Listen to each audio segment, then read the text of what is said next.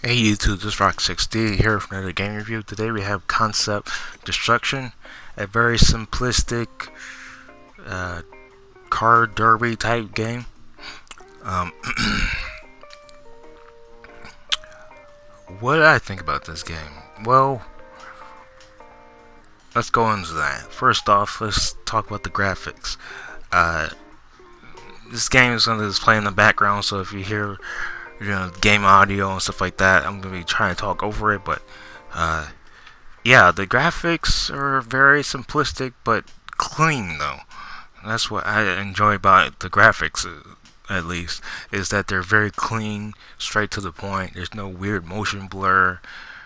There's no post processing, type of effects that you're used to in these AAA games, where it's just a bunch of nonsense, motion blur and bloom and all the other nonsense that you're used to seeing.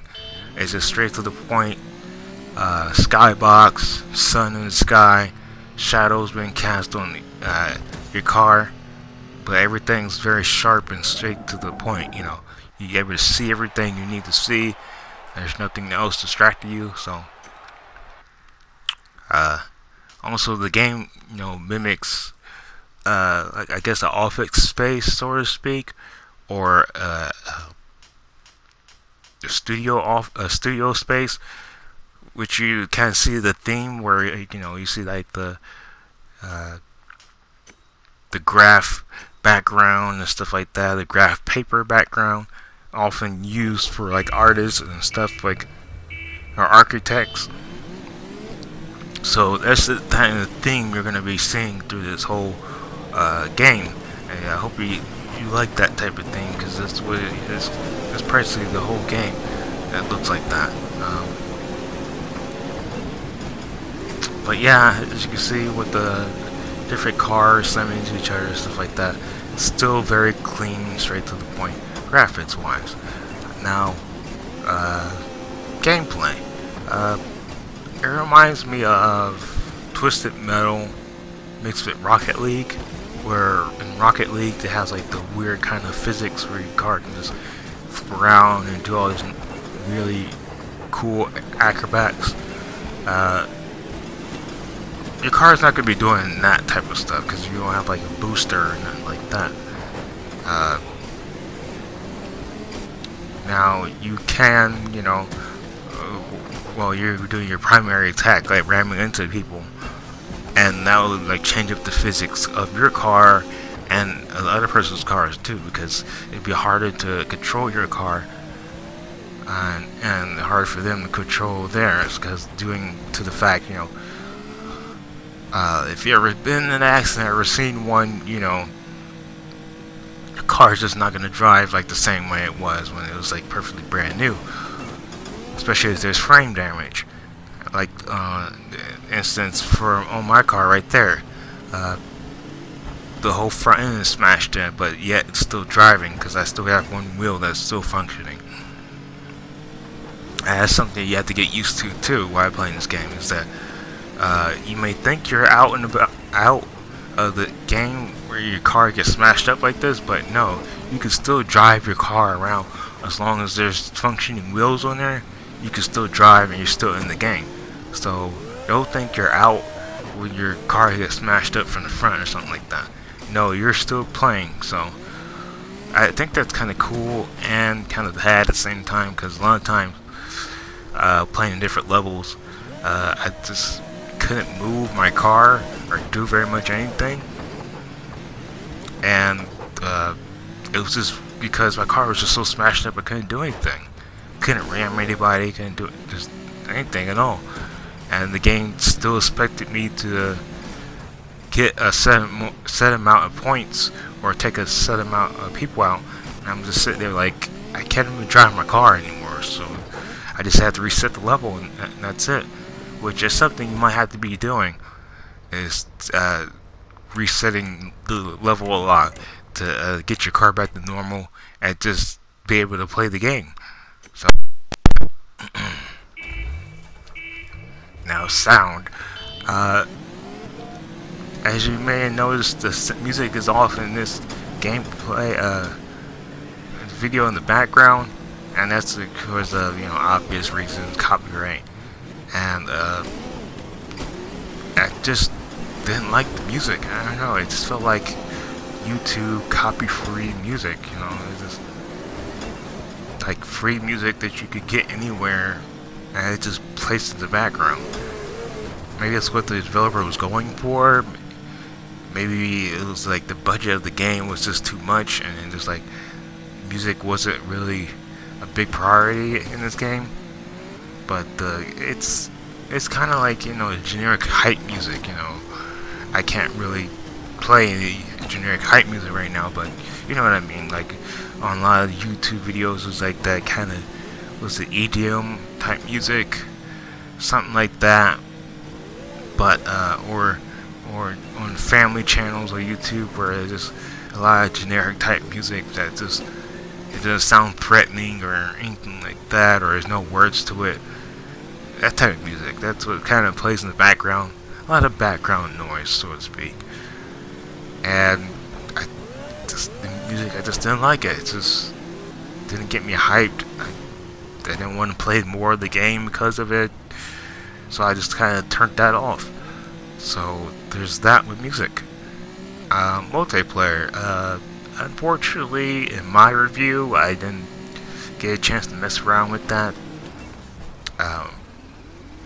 Being that I was playing other games and stuff at the time, I just didn't really get a chance to mess with the multiplayer. Plus, I didn't have anyone to play with at the time too. So there's that.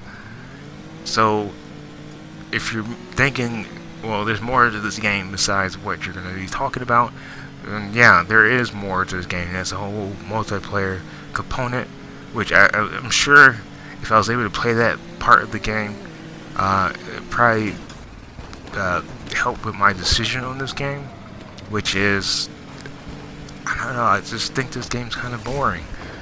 I hate to say that, but it just feels like it doesn't have enough content in this game. Like, since I'm so used to the AAA games and a lot of these indie games, they still have a lot of content in them, even though they're just like made by smaller teams or just one person at all. They still have a lot of content to where you come back and play the game again after beating it once. You have a new game plus or something like that. I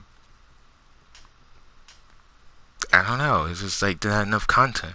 As you can see, I was going through like the single event, and the single event, it's another mode that you can play, which it can. Once you beat like the championship mode, you unlock a lot of levels that you can play again. But with the single event, you can play those same levels, but with different rules, which is kind of cool. So that does give you some type of replayability. Once again, I just wasn't interested. After being the championship mode, it just still bored me. So, what are my final thoughts on this game? It's a pretty cool game, even though I said it was kind of boring. It's a great pick-me-up type game. It's just like a pick up and play. You don't have to really think about it, which is great. I think a lot of developers are going for that, especially at the end of like the console lifespan, and they're trying to work on a game right now, and they're just trying to get a game out there. So they're just making games that you just pick up and play and not think about.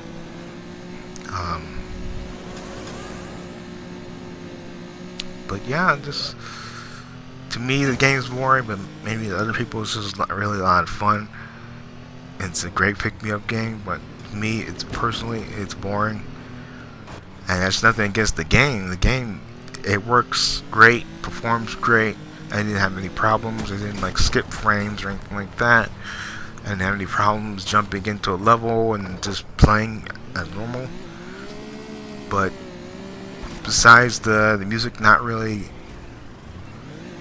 I don't know, catching my vibe, I guess it wasn't really getting me hype for anything.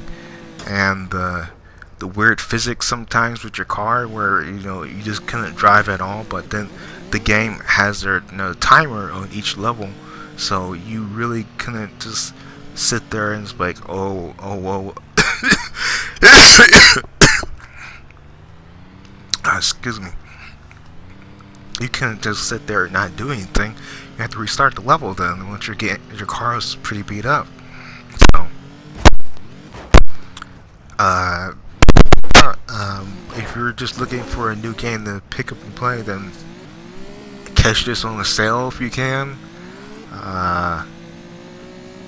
Hopefully you unlock the multiplayer mode when you play this game, so that you can play this with your friends, because I think this would be a lot more fun with other people.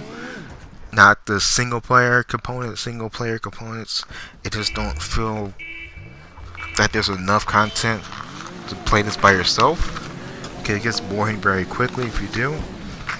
But if you play this with other people, I think it'd be a lot more fun, because that way you guys can, kind of make up your own rules and have like your own imagination of what's going on in this game.